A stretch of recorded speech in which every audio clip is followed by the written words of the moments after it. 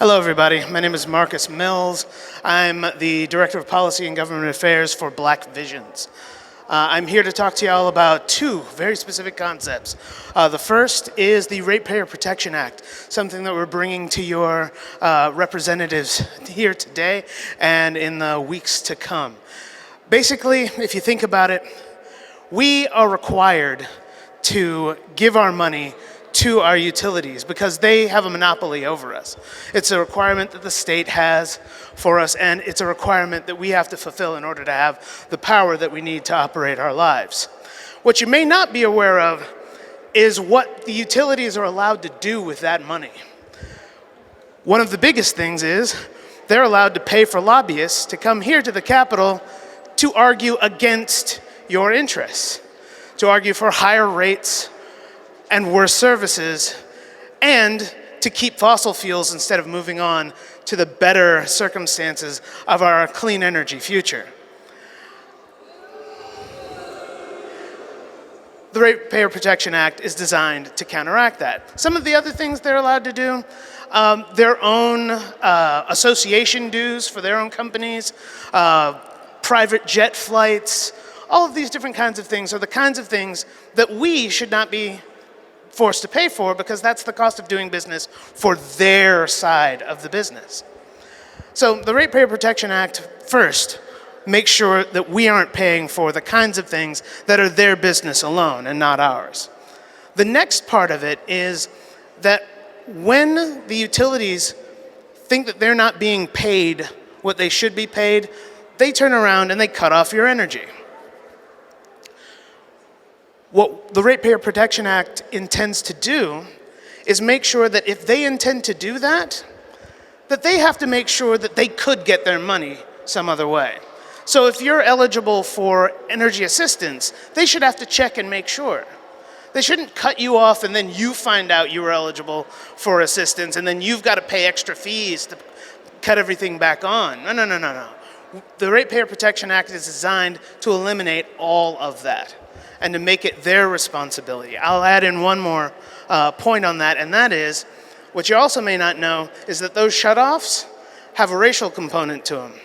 We have found out through studies, both independent and internal to the utilities, that those shutoffs are happening in communities of color more often than other communities, regardless of the ability to pay. So regardless of income, they're happening in communities of color more than otherwise. And the utilities themselves have had to back this up. The Ratepayer Protection Act is designed to ensure that those kinds of things stop happening in that way. And this is one of the things that we ask for your support on today. So that's the first point. Now I'll get to something a little more interesting, something a little more up your alley. So we know that the utilities themselves get paid because they're the ones generating our energy and they're the ones operating our grid. What if it was you? What if your neighborhood or your community were actually in control of a grid small enough to be your neighborhood or your community? What if the solar panels on top of your roofs and the wells, the geothermal wells in your community could actually heat and power your community alone? What if your cars, what if your electric vehicles and local buses could power your... Apparently, someone has an issue with that.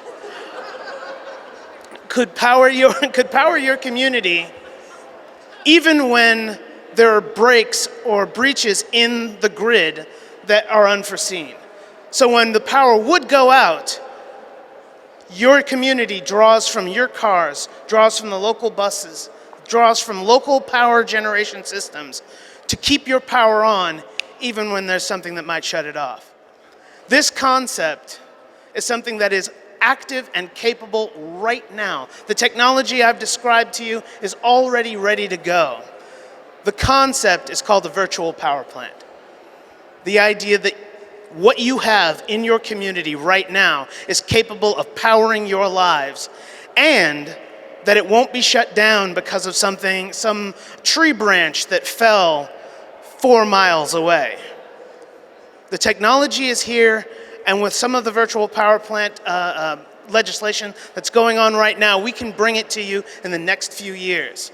And so we ask for your support on virtual power plants, on distributed power plants. They're very similar concepts, and they're all about power being in the hands of you, the ratepayers, you, the community members who actually make the future happen. So that's what I'm here for. Thanks, everybody.